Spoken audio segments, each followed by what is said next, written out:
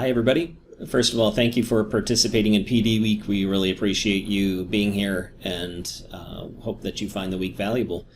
On the back end, as far as the paperwork for extended work year goes, we're being asked to do things a little bit differently this year, mainly just to make things easier for the business office to know who did how many days, that kind of stuff, make sure that nobody slips through the cracks.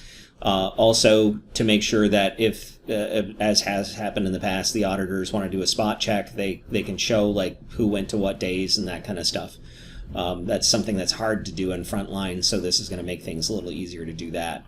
So here you're looking at this spreadsheet that's going to show up on the PD Week website. The link will be there, and you'll be able to use this by Friday afternoon of PD Week. And on the front page of it, all you need to do is put in your last name, your first name, primary building assignment. So I know some of you are in multiple buildings, so this would be the building that you know, wherever your extended work year proposal would have gone to or whatever. Don't stress about it too much. And then how many days out of the 5 are you getting EWI pay for? Again, remember, in order to qualify for extended work year pay, you needed to account for 5 out of the 6 blocks. That 6th block being considered as a work time, like that you can work on your own during that 6th block. So I'm going to put down 5, and then I'm going to go ahead and click next. And then for each of the days of PD Week, I just need to put down what I did during that block of time. And you can see here the directions say list the name of the session that you attended or you presented. If you use that as your 6th block, your work block, so let's say I didn't do anything there, okay, I don't mean didn't do anything, I didn't attend a session, I would put work there.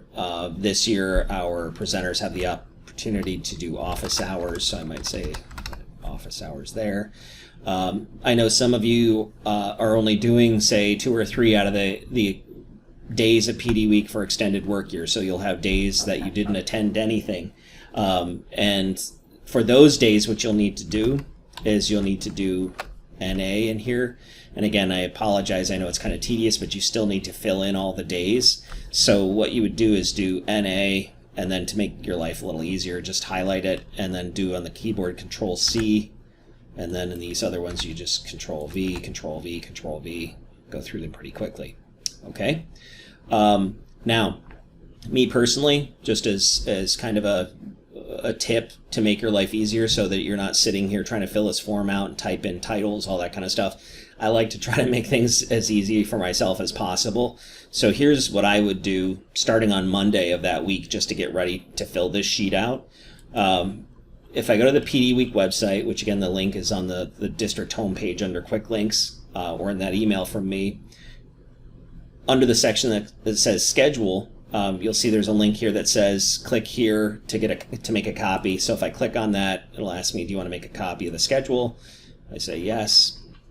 The reason I want to do this is because now, because this is my file, I can actually select and highlight and copy things from here.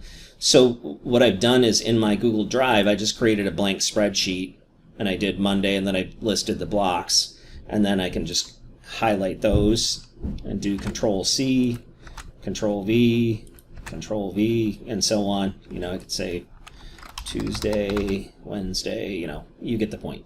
So then for each of these blocks, what I would do is I'd come back over here to my copy of the schedule. So maybe on Monday, on block 1, I went to Computer Science and Digital Fluency Standards. So I do Control C, I just highlighted it, clicked on it once, and then just on my keyboard again did Control C. Come back over here, highlight that block, Control V. Come back over to my schedule, block 2, I did that one, Control C, Control V. Let's say block 3 I used as my work session, okay, and so on. Okay, that way when I get to Friday and I'm going to fill this form out, all I need to do is when I get to that day, so here's Monday block 1, let me erase those answers. All I need to do is come back over to this spreadsheet, and Monday block 1, click on that once to select it, and then do Control C to copy it. Come back over here to the form and do Control V and it'll paste that title in for me. So I don't have to type anything out. Control C, Control V. Okay.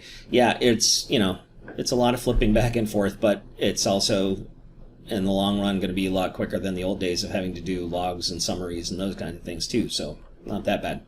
All right, I'm going to pause for a second because I want to go through, and I'm just going to fill out because I have to. You can see I have to fill in these things to get to the next page, so I can get to the last page so I can show you something else.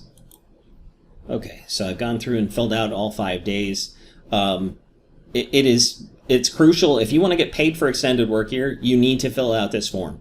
Okay, and I want to say this.